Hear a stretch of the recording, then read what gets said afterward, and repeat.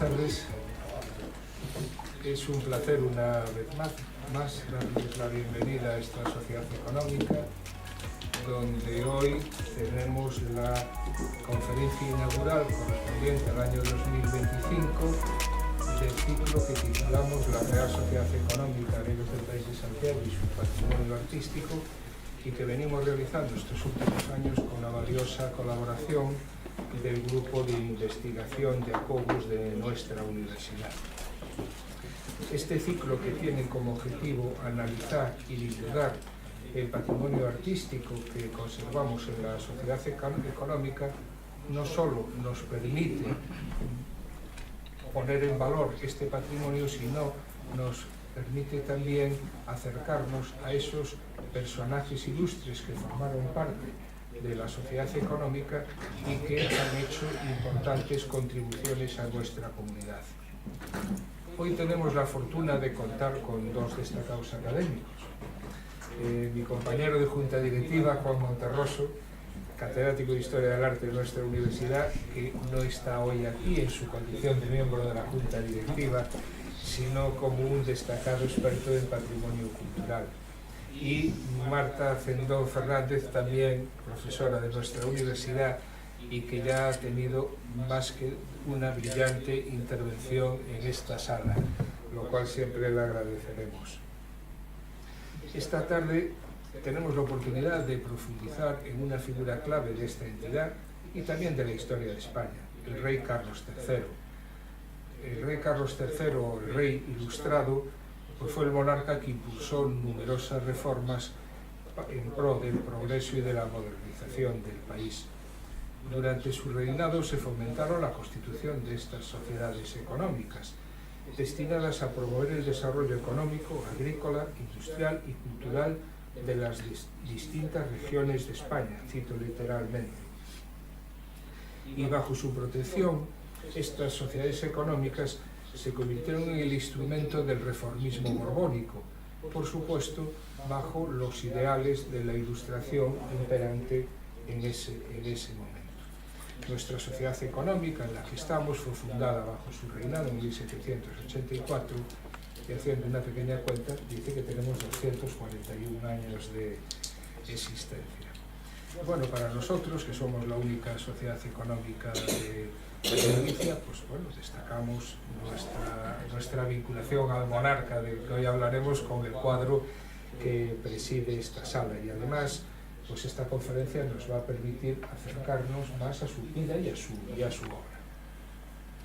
Quiero destacar, antes de hacer la palabra a Marta, que bueno, las sociedades económicas de España estamos constituidas a través de una mesa y tenemos actividades conjuntas, y varias de ellas llevan el nombre de Carlos III. Todas fueron fundadas por este rey. Destaco pues la tribuna Carlos III, que es este año, cada año se dedica a una actividad, tiene un contenido específico. Este año está destinado a la figura de Campomanes, el gran ilustrado de la época.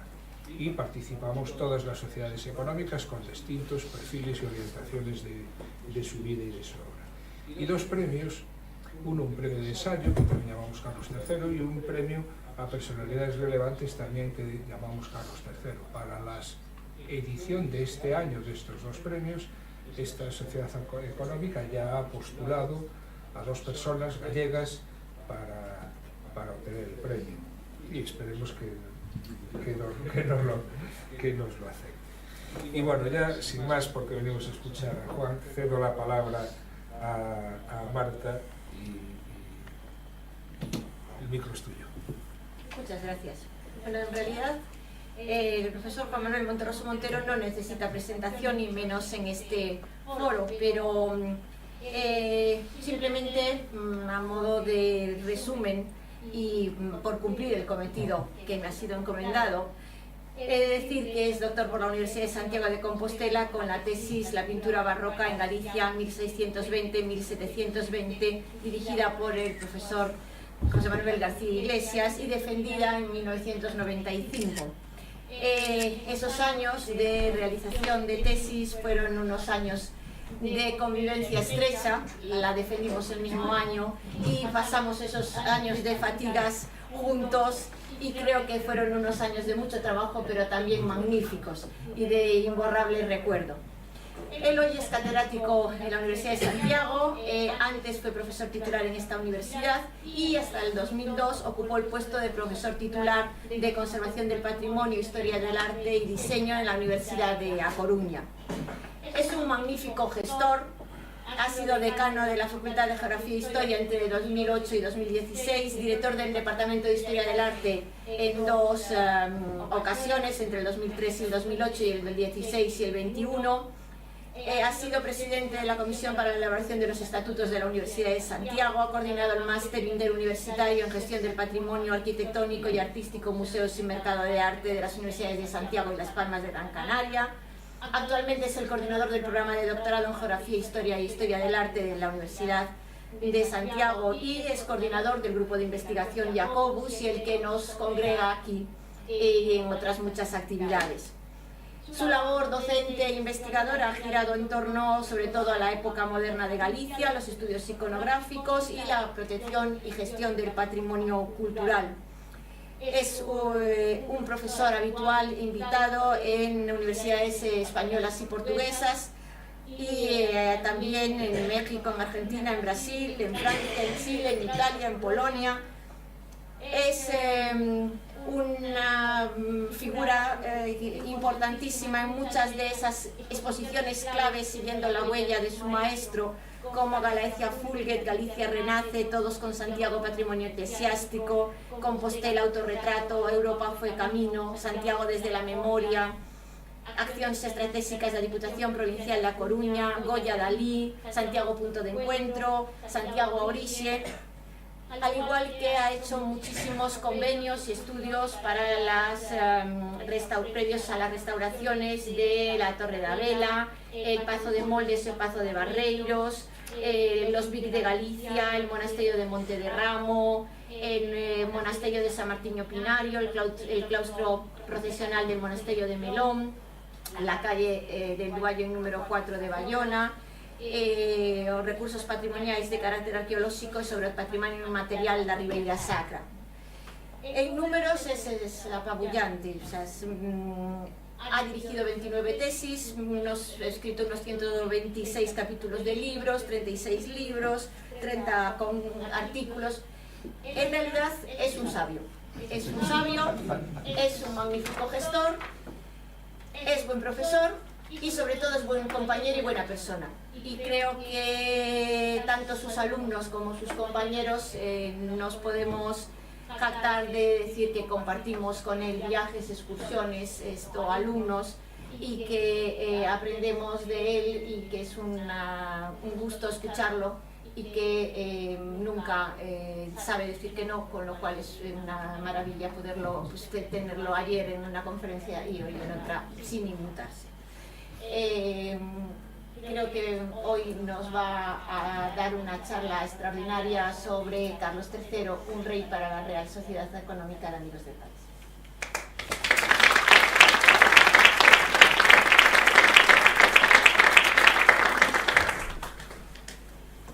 Bueno, muchísimas gracias. Comienzo por Marta, por la presentación, por darle el agradecimiento. Quédense con lo de buena persona y buen compañero. Pero además no creo que es todo gracias al grupo de investigación y a lo que llevamos haciendo durante más de 20 años y a toda la gente que en un momento u otro nos acompaña en la vida, en los estudios, en la actividad y en la carrera. Muchas de las cosas que ha dicho son cosas compartidas y hechas por muchas personas, por lo tanto yo me quedo con la parte esa de buen compañero, buen amigo y sobre todo eso, que nos lo pasamos muy bien durante la etapa predoctoral y nos lo seguimos pasando muy bien en las prácticas de campo que hacemos todos los años por media Galicia en pleno invierno, pero vale la pena, la verdad. Y después, evidentemente, muchísimas gracias a la Real Sociedad Económica de Amigos del País por esta nueva invitación, por estar inaugurando el curso de este año de la Real Sociedad Económica de Amigos del País de la Ciudad de Santiago y sus fondos artísticos y especialmente concretar ese agradecimiento en 3 personas. En José Manuel García Iglesias como ideador realmente de este ciclo y en las figuras de Ana Pérez Varela y Miriam Elena Cortés López, que son las personas que realmente nos organizan y nos permiten llegar a todos a estos tipos de actividades. De hecho, yo he llegado más puntual que otros días porque me pilló muy fácil la calle, si no hubiese llegado tarde como suele ser habitual en mí. La charla va a girar en torno al retrato que tenemos a nuestras espaldas de Carlos III, ¿no? Y la explicación de por qué es un rey para la Real Sociedad Económica Amigos del País de Santiago, evidentemente es por ese patronazgo que se mencionaba antes. Con todo, me gustaría aprovechar para hacer, por un lado, una reflexión sobre cómo funciona un retrato, ¿no? Y por otro lado, también cómo funciona un retrato desde 2 puntos de vista. Desde el punto de vista del retratado y desde el punto de vista del que encarga el retrato. Porque son planteamientos diferentes. Cada uno lo puede ver o lo puede plantear de un modo distinto. Nuestro retrato es este, el que tienen aquí. Nos vamos a centrar en este, pero la Real Sociedad tiene 2 retratos de Carlos III. Los veremos los 2, pero insisto, nos centraremos en este. La primera reflexión gira, como digo, en torno a cómo funciona un retrato. De ahí esa frase de os retrataréis como andáis, o andaréis como retratáis, sería la frase completa.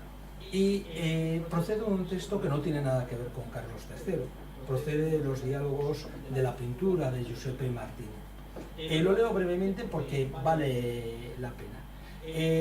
Llamábase este tal Pedro Gordo, encomendó el sermón al padre maestro Fray Cristóbal Fonseca, gran predicador y religioso de mucha autoridad y letras. En el discurso del sermón, cuando entraron las alabanzas del que mandaba hacer fiesta, dijo: esta solemnidad hace con su buena devoción el buen Pedro Gordo, y cierto que me ha edificado el afecto y cuidado con que acudió a esto, de que se le debe agradecidísimo al buen Pedro Gordo. Sigue las alabanzas durante todo el sermón y acaba diciendo lo siguiente: por amor de Dios, os ruego, amigo Pedro Gordo, que para que seáis conocidos, se había retratado en el retablo como donante, os retratéis como andáis, o andad como retratáis. Es decir, la idea de un retrato, al final, es que el retratado sea conocido. Pedro Gordo era contrahecho, vestía mal y había sido totalmente idealizado. Giuseppe Martínez nos está planteando una idea ya inicial, es decir, ¿para qué sirve un retrato? ¿No? ¿Qué tipos de planteamientos hay sobre un retrato? Y eso es algo sumamente importante. Simplemente por verlo a lo largo de la historia del arte, en unos pequeños ejemplos. Cuando Hans Holbein, el joven, realiza el retrato de Ana de Cleves, es un retrato matrimonial. Es el retrato que va a llegar a manos de Enrique VIII para la boda futura. Realmente Enrique VIII se casa con el retrato y se vincula con el retrato, porque cuando Ana de Cleves llega a Inglaterra, la repudia y la rechaza porque el retrato le hacía injusticia, es decir, el retrato era sumamente idealizado. Eso nos lleva a una primera visión del retrato, aquel donde el retratado quiere que lo vean como le gustaría ser. Es decir, esto nos lleva a esa visión idealizada en donde el artista prácticamente no participa. Esa idealización o esa visión de proyectarse como uno quiere que lo vean, realmente se puede plantear en 2 términos. Por un lado, en esa idealización física, que es el caso de Ana de Cleves, pero también se puede plantear en el caso de una idealización de las labores o de las actividades que tiene que hacer. Al lado de eso, tendríamos los retratos realistas, en donde se fijan en los rasgos fisionómicos del retratado. Sería, por ejemplo, el caso del retrato de Felipe IV, joven, realizado por por Velázquez en 1623. Nos permite hacer y seguir la línea de la evolución del retratado, y Velázquez, al margen de otras valoraciones, lo que está haciendo realmente es reproduciendo desde un punto de vista realista los rasgos físicos del modelo que tiene. Velázquez cambia este concepto de retrato y va a ir evolucionando hacia un retrato psicológico, un retrato donde se refleje la personalidad del retratado, que podamos ver sus debilidades, sus fortalezas, aquellos elementos que lo caracterizan. Este retrato sería también un buen ejemplo de eso. Pero hay un paso más allá. El paso más allá es el retrato que se conoce como retrato de amigo. Es decir, aquel retrato donde se establece una relación personal, de amistad, entre el retratado y el artista. Y esa relación personal, de amistad, se refleja en la actitud. Quizás uno de los mejores ejemplos, junto con el de Fenollera, de Alfredo Brañas, que tendríamos en Galicia, es el de Gaspar de Jovellanos de Goya, donde realmente lo más interesante del retrato no es la caracterización física de Jovellanos, sino el retrato psicológico de Jovellanos. La posición de las piernas cruzadas, sentado, con la mano sobre la mejilla, la presencia de esa Minerva que se entrevé como escultura en la parte del fondo, el bucráneo que aparece justamente en la mesa. Lo que nos están hablando es del carácter melancólico del propio Jovellanos. Y hay un retrato que viene perfectamente representado por Goya en la familia de Carlos IV, pero no quería tener en este caso más reyes de los que voy a traer, que es el retrato descarnado, donde el parecido físico puede estar presente. Goya en la familia de Carlos IV retira esa media que dulcifica la figura y va a un realismo mucho más descarnado, pero sobre todo que muestra sobre todo el carácter emocional.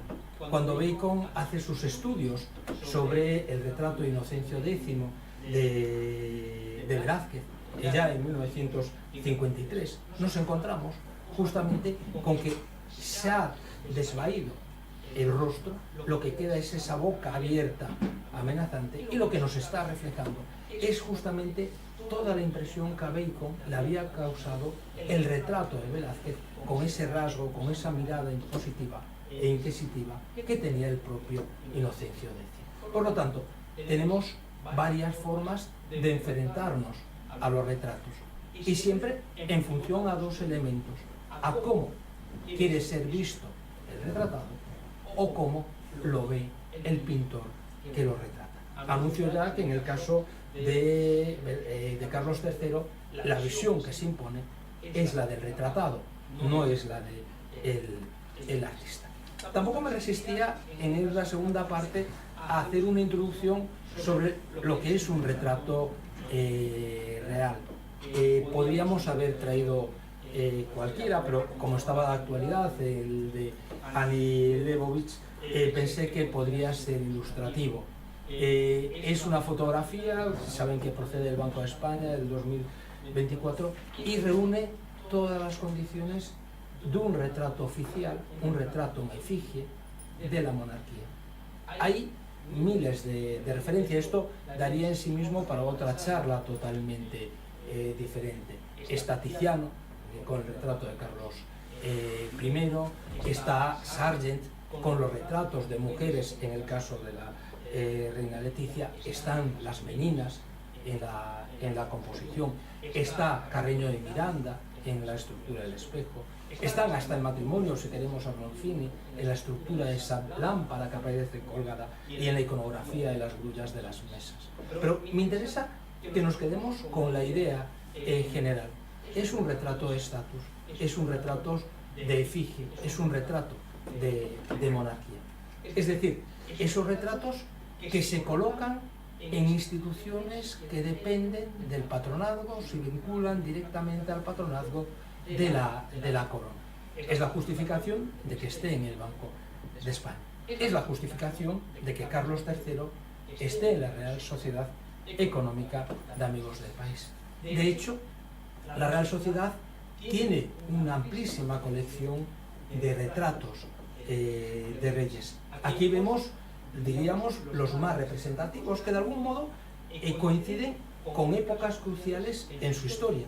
Pero tiene un retrato de Carlos II que realmente no se justificaría más que por la llegada a través de un fondo, porque no coincide ni con la fundación, ni con la época, ni nada. Tiene dos retratos de Fernando VI, uno de muy buena calidad, este es previa a la restauración, ya está restaurado, otro un poquito más plano, menos interesante. Pero pensemos que toda la reforma borbónica empieza justamente con Fernando VI, se vincularía por lo tanto con esa solución, y evidentemente ya en ese proceso de resurgimiento de la Real Sociedad Económica de Amigos del País a finales del siglo XIX, aparecen dos retratos de los que se va a hablar aquí este año, el de María Cristina, la regente, con ese Alfonso XIII niño, y me gustaría incidir en un detalle muy interesante. En todos los que han visto antes, excepto evidentemente el de Felipe VI y la reina Leticia, siempre aparece un almohadón con la corona. Es curioso, este cuadro Fenollera lo realiza a partir de una fotografía que aparece publicada en La Esfera. Es una copia, por lo tanto, y es curioso que quien esté en ese almohadón sea justamente el futuro rey. Es decir, esa idea de que la regencia está supeditada a una monarquía. La corona todavía no tiene unas sienes sobre las que posarse, que sean reales, pero sin embargo el rey está justamente en ese almohadón como si fuera la corona. Evidentemente está después el de Alfonso XIII de Juan Luis, que lo tenemos aquí, que nos lleva justamente a otro lado, pero fijémonos en lo curioso.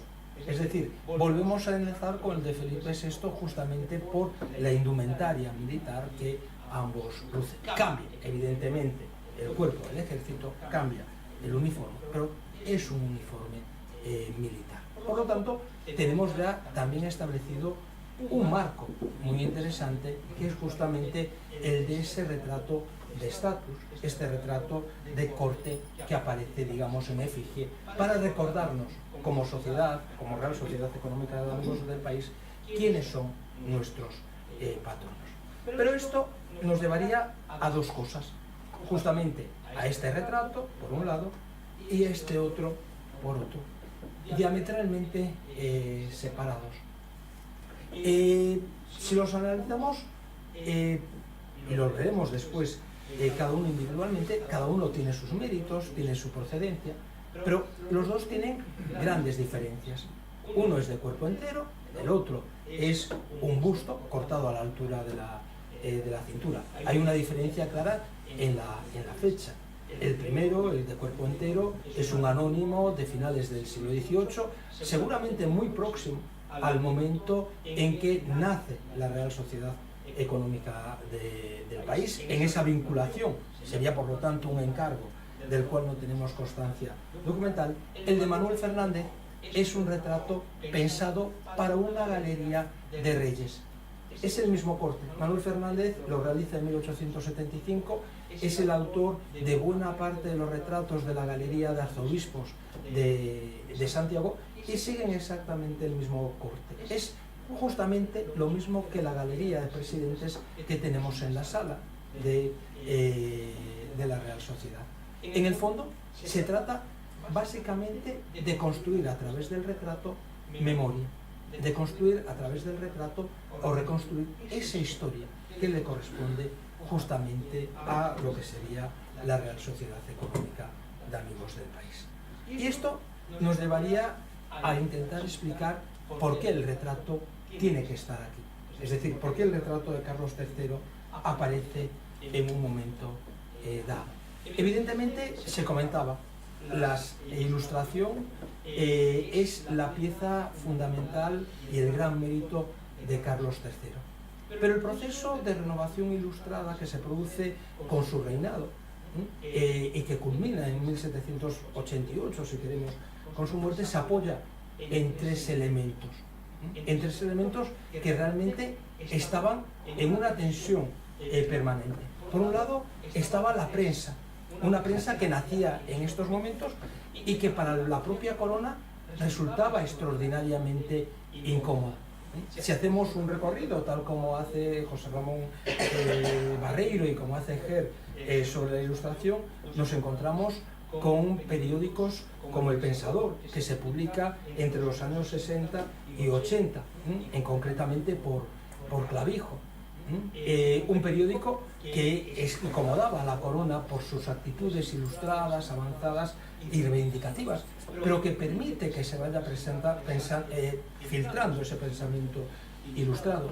Mucho más ilustrativo es el caso de El Censor, unos años anterior, de 1761 a 1763, en el cual, por ejemplo, nos encontramos a Luis Marcelino Pereira, que va a ser uno de los fundadores de la Real Sociedad Económica de Amigos del País de Santiago, que era catedrático de matemáticas y que también tenía ese carácter militante y ese carácter renovador. Tenemos otros que se toleraban un poquito mejor, como era el Apologista Universal de Pedro Centeno, pero, por ejemplo, para que se hagan una idea de cómo estaba la situación, Pedro Centeno acaba siendo condenado por herejía por la Inquisición, es decir, acaba siendo censurado directamente, y quizás tuvo más fortuna en este periodo el Correo de Madrid, donde participó Ricardo de Andrade. La prensa es uno de los elementos que facilita ese proceso de ilustración, eso sí, en tensión con lo que es la propia idiosincrasia de la corona y de una sociedad que estaba pasando del antiguo régimen, diríamos, a la visión contemporánea. El otro, mucho más complejo todavía, mucho más conservador, mucho más retardatario, era la propia universidad. Pensemos que la universidad de este momento estaba dominada fundamentalmente por los colegiales, por los grandes colegios mayores a los cuales pertenecían los miembros más insignes y que establecían una resistencia natural justamente a los procesos de innovación ilustrada. Ahí también influían, no olvidemos ese origen eclesiástico, los propios cabildos que formaban parte de esas universidades, y también estaban los manteístas, que eran aquellos que no llevaban becas, era el alumno ordinario que no llevaba beca y que iba vestido normalmente con sotana y con un manteo para cubrirse. Pero la actitud de la universidad era justamente refractaria a cualquier tipo de proceso de desarrollo de lo que sería la ilustración. Y después hay un instrumento que Carlos III va a aprovechar de una forma extraordinaria, que son las sociedades económicas. Las sociedades económicas tomadas de los modelos europeos, concretamente ingleses y alemanes, donde se había instalado una doctrina, que era la fisiocracia, que pensaba fundamentalmente en unos términos de aportar el desarrollo a los estados, a los países, a partir fundamentalmente de la explotación de la tierra, de la agricultura.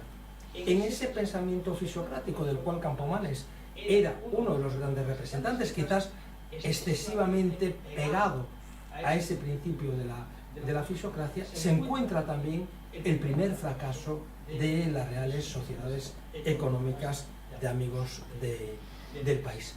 Su floración es extraordinariamente rápida y se produce justamente en los últimos años del reinado de Carlos III. Nos tenemos que situar con la Real Sociedad Económica de Amigos del País de Vascongada. Justamente estaríamos moviéndonos en torno a ese año de 1663, 1768 y concretamente con el conde de Peñaflorida. El conde de Peñaflorida era un ilustrado convencido, había conseguido convencer a una serie de nobles vascos de que integraran una sociedad y se llamaba Sociedad de Amigos del País, única y exclusivamente. De ahí viene ese primer nombre de Sociedad de Amigos que después llevará el real y lo de económica, y va a marcar el punto de inflexión. A partir de ahí, hasta 1788, van a ir apareciendo el resto de las sociedades que pueden ser realmente significativas. El otro factor fundamental dentro de este proceso de aparición de las grandes sociedades económicas de amigos del país es justamente la aparición de Campomanes, y concretamente sobre el discurso sobre el fomento de la industria popular. El espíritu de Campomanes, como decía, era pensar en el desarrollo del país a partir sobre todo del desarrollo y el fomento de la actividad agrícola. Esto se refleja también muy bien en buena parte de los emblemas de las reales sociedades. Basta ver el nuestro, ya que de pronto van a aparecer como idea del progreso el arado, la azada, la horca, es decir, elementos que tienen que ver justamente con la agricultura. Más adelante aparecerán las ruedas dentadas, aparecerá la pesca, aparecerán otro tipo de industrias, pero es en un cambio de sociedad diferente. No voy a enumerarlas todas, pero si nos paramos a ver en un momento cómo esa fisiocracia influía incluso en el reparto territorial de las reales sociedades, cuentas de amigos del país, nos daremos cuenta. La primera es la Real Sociedad Vascongada. Sucesivamente aparece, por ejemplo, en 1774 la de Baeza, en 1773 la de Madrid, en 1776 la de Valencia, en 1777 la de Sevilla, y por dar un salto, en 1784 la de Valladolid, y en 1784 también la de Santiago de Compostela. La pregunta que se hacen los historiadores contemporáneos es por qué de pronto ciudades que tenían una actividad económica, comercial muy importante, como podría ser Coruña, como podría ser Gijón, no afiliaron o no tuvieron una real sociedad económica de amigos del país. En buena parte era por esa visión orientada hacia la agricultura y no orientada hacia otro tipo de industrias que van a florecer en el siglo XIX y que van a permitir evidentemente que aparezcan estas sociedades u otras actividades. Lo mismo que digo de Gijón, de Coruña, lo podría decir de la propia Tarragona, otros lugares. Es decir, Valencia no cuenta. Pensemos que Valencia, aunque está en la costa, es una ciudad que miraba siempre hacia el interior, hacia la huerta. No miraba hacia el mar. Lo sigue haciendo todavía hoy, aunque en menor medida. La Real Sociedad Económica de Amigos del País nace de una idea que se presenta el 13 de diciembre de 1783. Es una idea en la que participan toda una serie de personajes, y vuelvo a insistir, que marcan buena parte del destino de estas sociedades. Por ejemplo, estaría Antonio Páramo Somoza, canónigo de la catedral, Antonio Sánchez, racionero de la catedral, Marcelino Pereira, del cual hablábamos antes, que es este catedrático de matemáticas de la Universidad de Santiago, Benigno Gil y Lemos, y también Antonio Gil, ambos vecinos de la ciudad de Santiago. Si nos fijamos, es una real sociedad que nace muy vinculada a lo que es las dos estructuras de poder que existen institucionalmente en la ciudad. El cabildo, por un lado, la catedral, si queremos, y por otro lado, la propia universidad. Con un tercer pie, que podría ser esa idea de la propia ciudad a través de sus vecinos. Ellos son los que le van a proponer justamente a Carlos III elevar y reconocer la sociedad como real sociedad, como sociedad económicas de amigos del país. Y con una frase que se decía justamente antes, y es: con un plan de estatutos para contribuir por su parte a la fidelidad general y a la de la provincia que habitan en particular, fomentando en ella la industria, artes y agricultura. Fijémonos que en ningún momento, evidentemente en Santiago no tendría sentido, se habla de otras actividades. Y concurriendo de algún modo al pronto efecto de las luces extendidas en los últimos años por la nación. Esto es lo que recoge Díaz de Rábago en su texto. La aprobación tiene dos fases. El de la primera estamos casi a punto de estar de cumpleaños, porque es el 15 de febrero de 1784, y la segunda, que ya es el reconocimiento de la Real Sociedad como tal, que es justamente el 23 de febrero de 1784. Es decir, a 4 años de la muerte de Carlos III. Y Carlos III, evidentemente, le concede la condición de real a todas estas sociedades. Por ello, llevan ese apelativo y las pone bajo su patronazgo. Eso es fundamentalmente lo que justifica la presencia de los reyes, como galería, en parte, de la historia de esta institución. La Real Cédula, en este caso de los estatutos, es de 1787, y si nos fijamos, lo que la preside inmediatamente son las armas de Carlos III. Aquí las tendríamos en otra representación, el escudo de la edición de los estatutos y una imagen en paralelo de lo mismo. Si avanzamos en los textos, lo primero que dicen justamente los estatutos es decir, don Carlos, por la gracia de Dios, rey de Castilla, de León, Aragón, etcétera, etcétera, etcétera, todos los reinados que acumulaba, es el que patrocina y está protegiendo bajo su ala la Real Sociedad Económica de Amigos del país. Y ahí justamente podemos pasar a la segunda parte. Las aspiraciones de la Real Sociedad, o los deseos de la Real Sociedad Económica de Amigos del País de Santiago, estaban cumplidos. Es decir, tener ese patronazgo real, tener ese reconocimiento, tener esos estatutos. Le daba un prestigio. El fracaso que hablaba de este primer intento de las Reales Sociedades Económicas de Amigos del País deriva de su propia estructura. Por un lado, de ese ideario fisiócrata que apelaba fundamentalmente a la agricultura, de su propia estructuración. Los nobles no se tomaron, o la aristocracia no se tomó las Reales Sociedades como un proyecto de clase. No se vincularon realmente de forma plena a ese ideario ilustrado. Por lo tanto, el impulso inicial que tuvieron, ese impulso que le dio el propio Carlos III, fue ralentizándose justamente hacia finales del siglo XVIII, ¿vale? Con lo cual se produce un poco ese distanciamiento de lo que será la sociedad real. Es lo que justifica que en la segunda mitad del siglo XIX vuelvan a tener un impulso. Pero cuando ya la sociedad ha cambiado diametralmente, ya tenemos una burguesía conservadora en el caso compostelano, pero sí una burguesía comprometida con un nuevo ideario y con un nuevo planteamiento. Claro, ¿qué pasa con el retrato? ¿O qué pasa con los retratos de Carlos III? Que no nos hablan de la Real Sociedad Económica de Amigos del País. Siguiendo el argumento inicial que decíamos, el retrato nos va a reflejar la imagen que el rey quería que se tuviera de él en la distancia. Es decir, lo que nos va a reflejar es su proyecto político o su actitud política. Tenemos el anónimo y tenemos justamente el de Manuel Fernández. Por simplificarlo, si les parece, empezamos primero por el pequeño, por el de Manuel Fernández, que es el más sencillo, y después vamos a ver justamente los demás.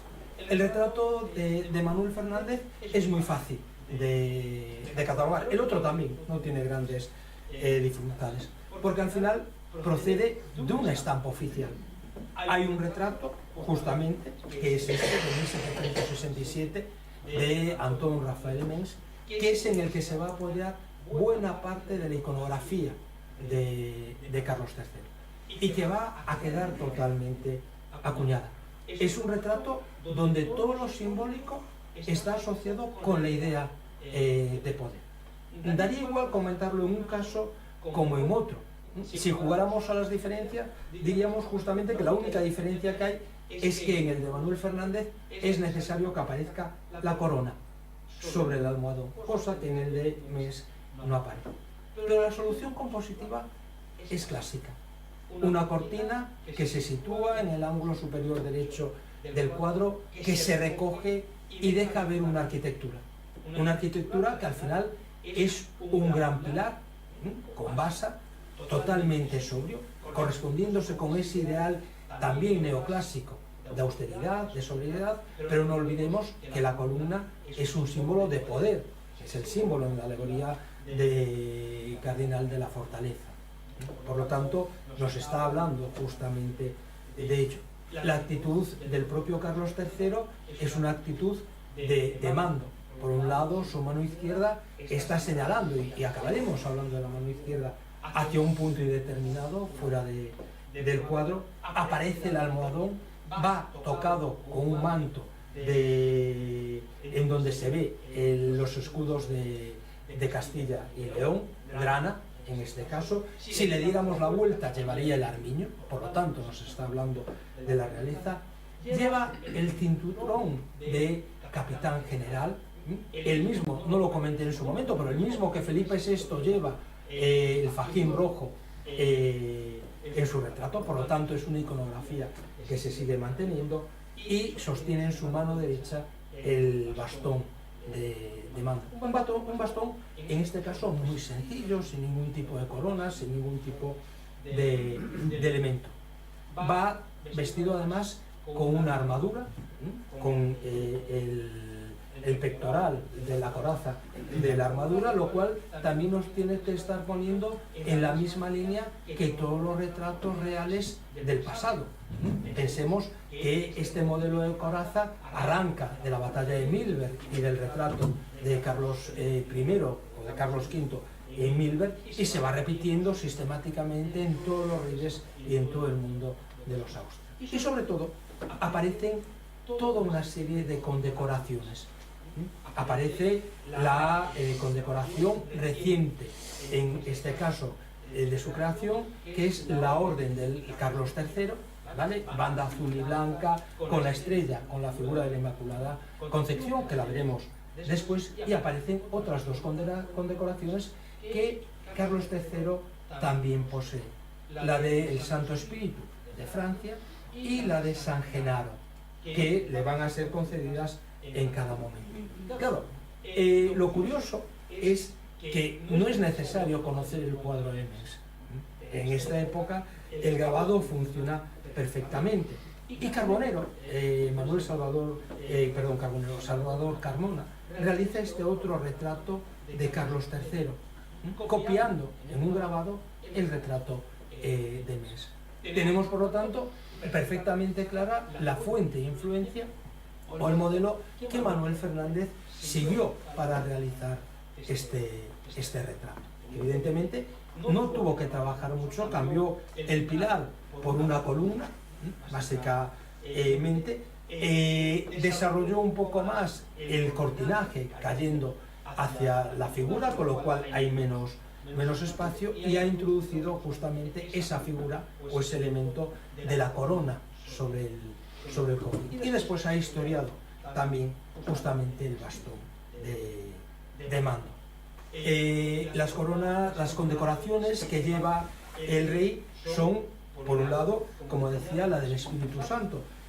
A Carlos III se la concede Luis XIV en 1760. Es una condecoración de larga tradición. Me interesa, y la traigo la fotografía para que se fijen en la forma, es decir, es una cruz de puntas estrelladas, ¿vale? Lleva el Espíritu Santo, la paloma del Espíritu Santo como estructura de fondo, y va ornada de verde. La de San Genaro es muy parecida y cambia justamente la figura. En este caso aparece la figura de San Genaro. Esta es muy anterior, la recibe en 1738 y está vinculada evidentemente con su condición de rey de Nápoles y de las dos Sicilias. Y por supuesto, ya en 1771 la estructura, la orden, la insignia, la medalla de la orden del propio Carlos III, que él se pondrá y que va a ser recurrente y que es al final la más conocida para todos nosotros. Por lo tanto, tenemos ya algunas claves del retrato. No me he parado a hablar del parecido físico por una razón muy sencilla. Estamos en retratos ideales, lo que le interesa es que se reconozca al Borbón, en este caso que se reconozca a Carlos III. Da igual la fecha en relación con la edad. Claro, si nos fijamos en este retrato, en el grande, y cogemos el retrato, seguramente no podríamos decir que estamos ante el Carlos III, que le quedan 4 años de vida, nace en 1716, por lo tanto ya anda cerca de los 70, por lo tanto no es una persona de 70 años, es un retrato idealizado. Está tomando de nuevo modelos de otros retratos. Evidentemente el de Mengs va a ser una base, pero va a haber otros muchos grabados, otros muchos retratos que permitan construir justamente esa imagen. Veamos los detalles que tienen en común.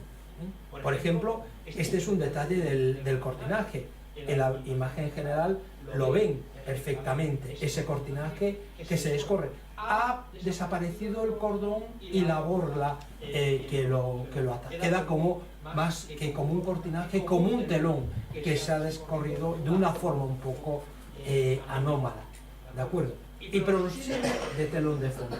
¿Qué ocurre? De pronto hay un cambio significativo e importante en este momento. Es un retrato que no podríamos decir, o no nos queda claro, si es de interior o exterior, o está falseado realmente. El retrato de Mengs lo teníamos muy claro, se situaba en un interior, en una estancia, podríamos pensar en cualquier estancia del Palacio Real, si quisiéramos imaginarnos al rey posando.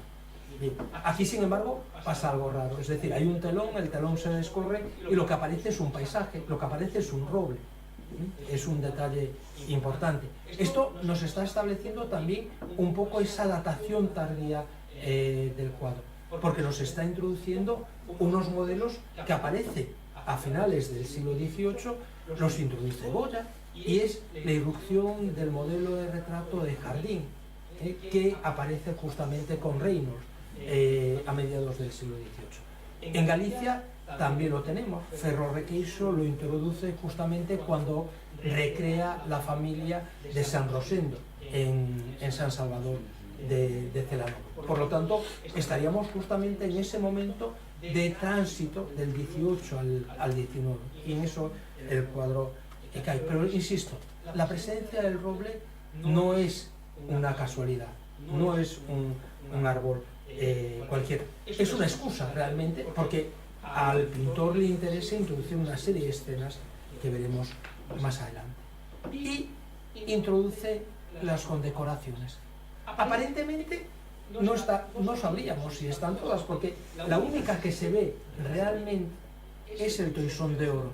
Realmente se ve la insignia con el vellocino de oro del toisón. Faltaría todo el collar que normalmente ilustra Tiziano y otros retratos, en donde aparecerían los rayos, los fuegos de Prometeo y los aros estructurados en C. Pero aparece justamente con una cinta roja y vislumbrándonos esa banda azul. Recordemos que la orden de Carlos III es azul y blanca. Las condecoraciones están, pero no se enseñan. Las condecoraciones están escondidas en la parte baja de la banda y quedan solapadas entre la casaca, por un lado, y la zona de la empuñadura de la espada. Recordemos que en el retrato de Mengs el rey también aparece armado como espada, diríamos, como caballero. Si nos fijamos, por eso ponía las condecoraciones antes, la estructura es la misma estructura estrellada y con puntas, y podemos vislumbrar perfectamente dos medallas. Podemos pensar sin ningún problema que se trata de nuevo de las medallas con las que se retrata permanentemente: la de San Genaro, la del Espíritu Santo y, por supuesto, también la de la Orden de Carlos III. El manto también queda recogido, pero aquí además queda recogido en toda su condición, no como en el caso de Mengs.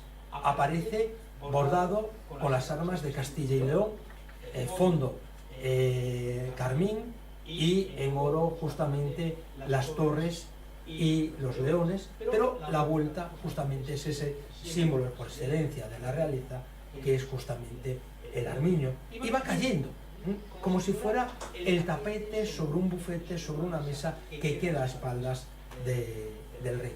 Aquí podemos ver justamente el otro detalle, se percibe un poquito mejor las dos estrellas y se ve también esa empuñadura de la espada, que nos recuerda algo muy curioso. Fijémonos que Carlos III va vestido con casaca, lleva por debajo de la casaca la coraza de la armadura. Eso es algo que va a ser muy importante porque nos demuestra la polaridad del monarca en sus planteamientos políticos. Todos tenemos a Carlos III como un rey ilustrado, como un rey que renueva la monarquía española, que avanza hacia esa ilustración, pero no nos olvidemos de que no deja de ser un monarca absoluto, todo para el pueblo, pero sin el pueblo, en esa filosofía despótica. Y tenía unas amplias ambiciones militares.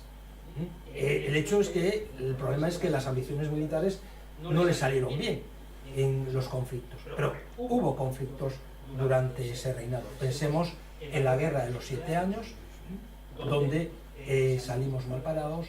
Pensemos en el apoyo en la Guerra de Independencia de Estados Unidos, o incluso en la lucha dentro de lo que era el Mediterráneo y los pactos con el Imperio Otomano, con el mundo turco. Pero una cosa eran los pactos, pensemos en Orán, y otra cosa es la imagen que al final el rey quiere proyectar. Por lo tanto, esa condición militante o militarista también aparece. Y si nos vamos al otro lado, para cerrar un poco este pequeño recorrido, primero por los elementos que ya conocemos, nos encontramos justamente que aparece la corona imperial, justamente sobre ese manto de armiño y sobre el bufete. Nos está, por lo tanto, indicando que es Carlos III, que es el monarca, que es un rey.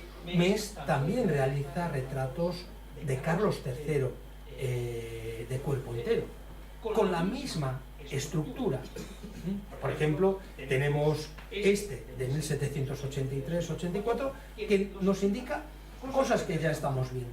Volvemos a ver el telón, volvemos a ver la arquitectura, pero Mengs lo hace de una forma, digamos, compositivamente más inteligente. Nos abre una puerta, una ventana, que nos deja ver un celaje, nos deja ver un paisaje de fondo. No es el jardín inglés que comentaba antes, pero es la misma estructura. En este caso, Mengs está retratando a Carlos III como caballero de la Orden de Carlos III. Por eso esa indumentaria blanca y azul celeste que lleva. El resto de los elementos son los mismos, los conocemos. Ha introducido debajo del dosel el trono, elemento que hasta ahora no habíamos visto. Y años antes, Mengs había realizado también este otro retrato de Carlos III, de nuevo armado. Fijémonos en lo que sería la expresión corporal del retrato, la diferente posición de la mano y del bastón de mando. Y fijémonos que en este caso el carácter es mucho más imperativo, lo agarra y lo apoya firmemente sobre la mesa. El gesto es mucho más elegante. Aún estamos en un modelo de retrato que mira mucho al mundo barroco. Basta coger los retratos de Luis XIV y veremos que Mengs todavía se está inspirando en ese modelo. Lo que ya nos puede empezar a crear algunos problemas es esto, lo que aparece justo detrás de la corona. Lo que aparece detrás de la corona es un yelmo, un casco, con su penacho, en este caso de plumas más blancas y rojas, coronado con laurel, con el símbolo, por lo tanto, del triunfo. Un nuevo elemento militar, que es nuevo, no lo hemos visto hasta ahora en estos retratos de Carlos III, por lo tanto, podría ser algo sorprendente. Es curioso, porque ese elemento militar que aparece ahí aparece compensado en el otro lado, justamente hacia donde él está señalando con la mano, justamente por una batalla. La imagen está muy pasmada, pero creo que se distingue bien. Hay un caballo blanco, un jinete que, digamos, actúa de elemento motriz dentro de la estructura, y un montón de soldados jugando con tonos de casaca rojos y tonos de casaca azul, luchando, ¿vale?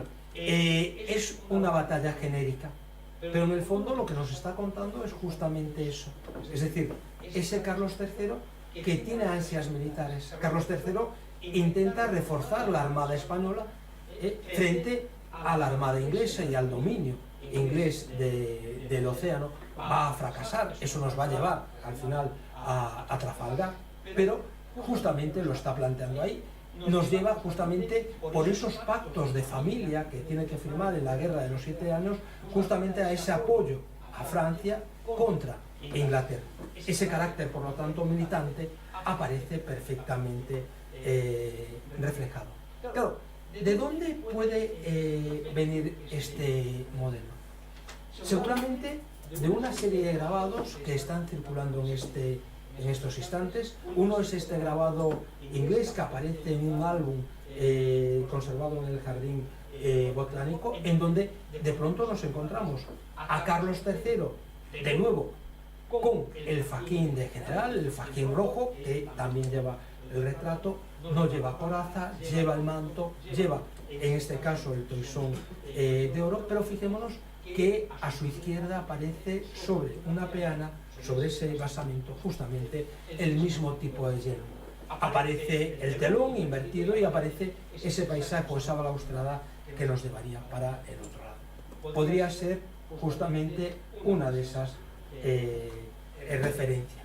Lo mismo aparece en este otro grabado, en 1778, que es muy interesante, porque nos presenta a Carlos III como fundador de la Real Orden de Carlos III, flanqueados por un lado por el valor, representado por ese guerrero, y por la virtud, representada justamente por esa figura alada, femenina, que lleva al mismo tiempo una corona de flores. Vuelve a ser una exaltación y un triunfo.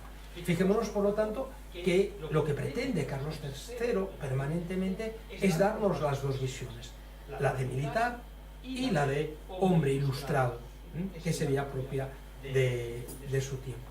Pero en donde quizás esto aparece mejor, donde realmente, siguiendo la misma secuencia de periodos de mes, aparece, es en un retrato hecho al grabado por Filippo Morgan en 1760, que también se conserva en el Museo del Prado. Si nos fijamos en los detalles, nos devolvería al modelo Emmens. Es un busto cortado a la altura de la cintura, enmarcado en una estructura oval, de nuevo con ese cortinaje que se descorre, un doble cortinaje, jugando un poco con un trompe-l'œil y con un engañaojos, es decir, el cuadro está tapado por un cortinaje, pero el rey tiene un cortinaje también a su vez detrás. Si nos fijamos en lo que ocurre detrás, nos encontramos con la pieza que nos faltaba, la batalla, la lucha, la guerra, justamente en la misma situación. Pero es que si nos vamos hacia la parte de abajo, lo que nos encontramos es de nuevo con todo el ideario de Carlos III, ese ideario alegórico. Nos aparece una pala, una corona de laurel, una barrica llena de monedas, un busto, unos pinceles, es decir, la industria, las artes, el progreso. Y fijémonos, el león de la monarquía, que a su vez lanza y está custodiando un casco, un cañón, las balas de un mortero, en este caso una bombarda, las balas de esa bombarda. Fijémonos que el casco, en este caso con un dragón, vuelve a aparecer justamente en la representación. Es decir, tenemos todos los elementos que reúne el cuadro de la Real Sociedad Económica de Amigos del País. Y el gesto lo podemos rastrear perfectamente. Fijémonos, estos son convenciones, evidentemente, que se van reproduciendo de un cuadro a otro, de un modelo a otro. Fijémonos en el gesto y en el movimiento de la mano izquierda, el despliegue del dedo índice, el despliegue del pulgar, la separación con relación al dedo medio, al corazón y al meñique, pero es que ya Mengs lo hacía y Carmona lo hace igual, simplemente vamos cambiando la mano de punto de vista. Evidentemente, la habilidad del pintor o del grabador también juega a favor o en contra del retrato. Ocurre lo mismo con la mano que sostiene el bastón de mando. Este es en el cuadro de Morgan. Esto es la posición en el cuadro que nos ocupa, y esta es la posición en el cuadro de Mengs. Es decir, simplemente se está moviendo ligeramente la muñeca, pero reproduce exactamente esta visión. La figura de Carlos III es en este sentido muy ambivalente. Como hemos visto, juega a dar las dos imágenes, ¿no? El monarca ilustrado que pretende la prosperidad, pero al mismo tiempo el monarca que cree que en esas campañas, en esas guerras militares, también está la recuperación del imperio, de la fortaleza de una monarquía que ya estaba en declive. Y eso nos lleva a un monarca que también mira muy de cara al pasado. Voy a poner solo dos ejemplos, muy distantes entre sí, pero al mismo tiempo sumamente ilustrativos. Esto es una alegoría de la Inmaculada Concepción de Carlos III que se conserva en el arco de ingreso de la Capilla Mayor de San Francisco de Santa Cruz de Tenerife. Una iglesia franciscana. Saben que los franciscanos son los grandes defensores del dogma de la Inmaculada Concepción, y en el mural aparece centrando la figura la Inmaculada Concepción. A la izquierda tenemos a San Francisco y a la derecha tenemos al rey Carlos III, que aparece vestido de esta forma, con manto de armiño, con casaca, con armadura sobre la casaca, con espada, para proteger justamente al dogma de la Inmaculada. Se convierte, por lo tanto, en un rey cristiano, pero está enlazando con todo el espíritu que viene del mundo de los Austrias, del mundo de Carlos I, pero especialmente el mundo y el compromiso de Felipe II. Mucho más claro. Fijémonos, y antes hablábamos de Orán y de las batallas de Orán. No tenemos que irnos tan lejos como a Tenerife, pero para que veamos que la imagen del rey homogeneiza todo lo que sería el territorio de la corona. Basta que nos vayamos a 1763, 1767, la Catedral de Lugo. Y en la Catedral de Lugo, cuando se están haciendo las reformas y se está pintando justamente la Capilla Mayor, lleva la obra a cargo Francisco Terán, de pronto aparece retratado Carlos III. Aparece exactamente igual. Ahora lleva la espalda, la lleva en horizontal, pero me gustaría que se fijaran en lo que está pisando. Y lo que está pisando son los estandartes de la media luna del Imperio Otomano, que seguía siendo una amenaza dentro del Mediterráneo. Un siglo antes había producido el sitio de Viena, en 1673. Por lo tanto, como vemos, el retrato de Carlos III que nos llega, que tenemos en la Real Sociedad Económica de Amigos del País, de lo que nos está hablando permanentemente es de cómo él quería que se le viera como rey, cómo él quería que se le viera en su política, como ilustrado y como monarca. Nos quedaría simplemente un pequeño detalle: el roble. El roble al final acaba sustituyendo a la columna. El roble es otro de los símbolos de fortaleza. El roble es otro elemento simbólico que aparecía justamente en esos grabados. Tenemos, por lo tanto, un retrato que la Real Sociedad Económica de Amigos del País vincula con esa afiliación real y ese patronazgo desde su punto de vista, y tenemos un retrato que desde la perspectiva del monarca lo que nos está contando es todo lo que él representa, es todo lo que él quiere que se vea de él. y evidentemente no es el retrato de Dorian Gray, es el retrato de su conducta virtuosa, ilustrado y brazo armado de la corona. Muchísimas gracias.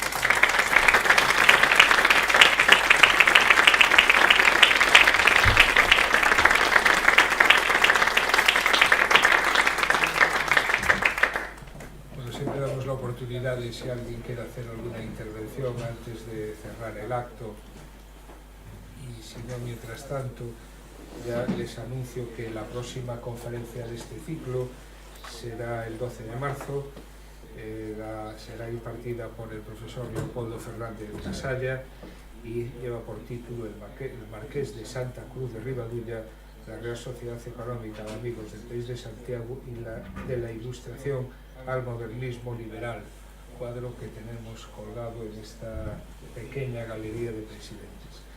Y previamente, el día 26 de este mes, dentro del ciclo de mesas de debate, intervendrá Fernando González Lases, presidente de la Xunta de Galicia, bajo el título Quo Vadis Europa, escenarios europeos en el nuevo tablero internacional. Un tema, sin lugar a dudas, con mucha actualidad y mucho calado político y económico. Por supuesto, agradecer a Marta y a Juan lo brillante de su exposición. La verdad nos dio un buen repaso a la figura de Carlos III. Y si no hay ningún... Primero darle enhorabuena, por supuesto, porque es una conferencia magnífica. Después, una reflexión. En el mundo de las batallas, los reyes solamente cuentan las que ganan. Y Carlos III, así por aproximación, ganó algo en la guerra de Estados Unidos. Precisamente en esta fecha, 1984. Con lo cual, yo iría por ahí, relacionarla con la última guerra en la que él no perdió. O perdió poco. Y después tengo la sensación de que el otro cuadro que tenemos en la colección conoce a este. Me baso en el tema del manto con los símbolos de Castilla y León. Y ahí me gustaría saber tu opinión al respecto. Yo tengo la sensación de que en la Sociedad Económica de Amigos del País se suman 2 o 3 colecciones de retratos. Por una parte está ese que tiene esos dos horrorosos de Carlos II y de Fernando VI, que quizás vengan de la Inquisición. Y después, evidentemente, la Sociedad Económica no encargó dos, con lo cual el otro tendría que venir al otro lado.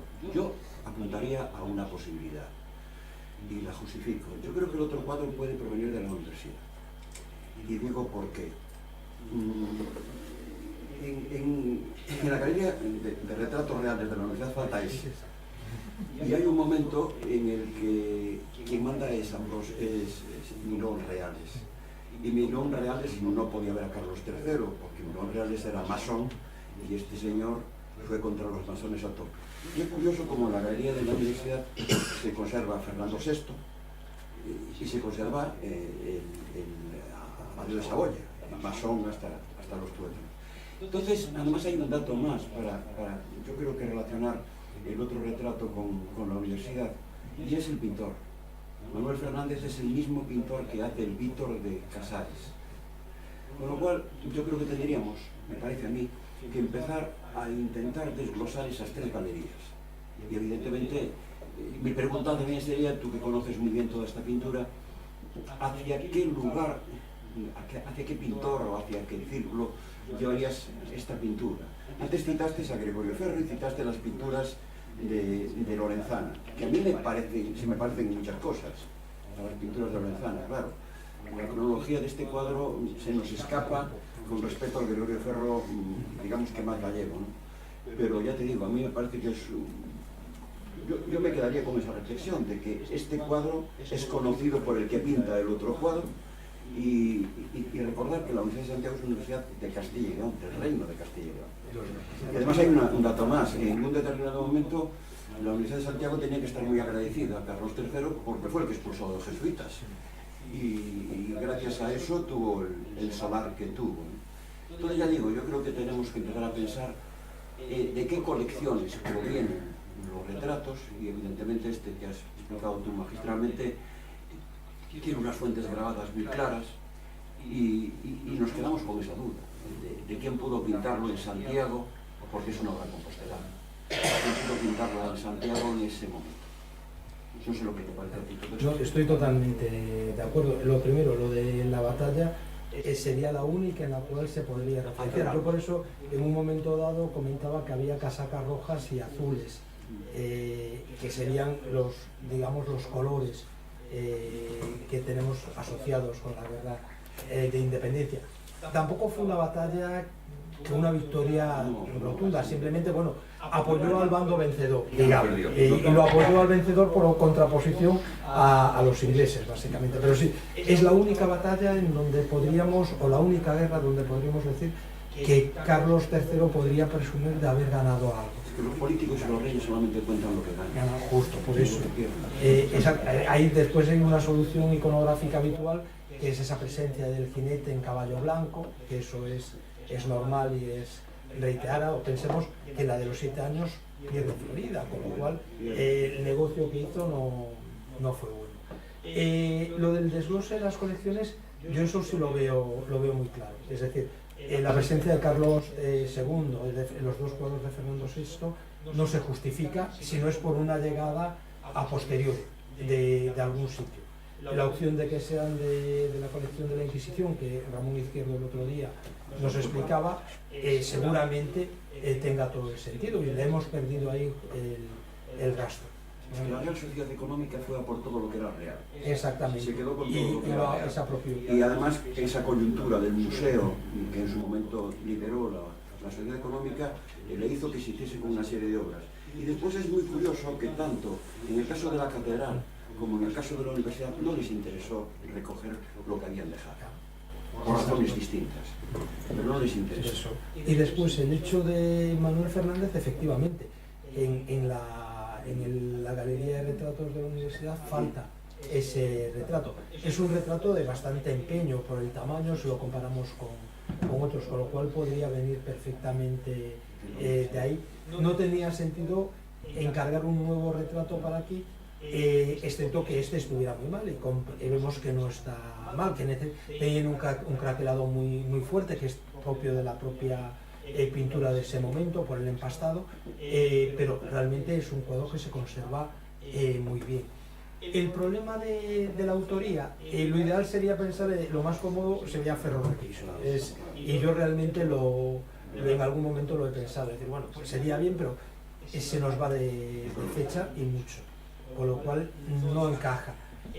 Hay otro cuadro que ofrece el mismo tipo de problema, que es un retrato que se conserva en Vilanova de Lourenzá, y que es también de muy buena calidad. Vuelve a ser un retrato de jardín, y ese José Manuel López Vázquez había llegado a rastrear que podía haber venido de un encargo madrileño, con lo cual la otra opción sería que sea un encargo en Madrid y que se viene para aquí, pero esa opción no la hay. No hay un pintor después de Ferro Requiso aquí que se pueda plantear hacer una cosa como esta. Con lo cual tú piensas que puede venir de Madrid. También podría ser otra opción, una alternativa, pero una alternativa porque no tienes aquí un nombre propio que digas, puede ser ese, y que lo podamos comparar con él. Por eso mejor dejarlo ahí en la incertidumbre. Lo que sí es cierto es que el pintor que lo hace es un pintor que sabe combinar muy bien todos los elementos, es decir, no hay, a lo mejor aparece en algún momento, ¿no?, una estampa de donde haya salido exactamente el cuadro, pero realmente ha combinado todos los elementos lo suficientemente bien para crear una composición nueva, ¿no?, una composición casi original. La solución del roble, por ejemplo, es muy significativa, la posición del casco detrás de la corona. Todos esos elementos estaban en las otras obras, pero no estaban explicitados del mismo modo. Eso es lo que le da también valor y singularidad a esta iconografía. Es exactamente igual que lo de Terán en Lugo, es decir, no he encontrado otro grabado o otra imagen de Carlos III que aparezca pisoteando al imperio. Cuando pensemos, él pacta con el imperio turco, con el imperio otomano, no se enfrenta a ellos y pacta por mantener Orán. Es decir, con lo cual incluso da como una doble cara, ¿no? Es un poco la estrategia que se está viviendo hoy en día con Trump, ¿no? Amenazo, pero al mismo tiempo pacto con nosotros. Yo no sé si es por lo de la oreja, pero me siento un poco así. Nada. Muy bien, pues muchas gracias a todos, muchas gracias a los que nos seguiréis o nos habéis seguido también por internet a través de nuestro canal de YouTube. Y enhorabuena a los dos participantes en la mesa de hoy. Muchas gracias.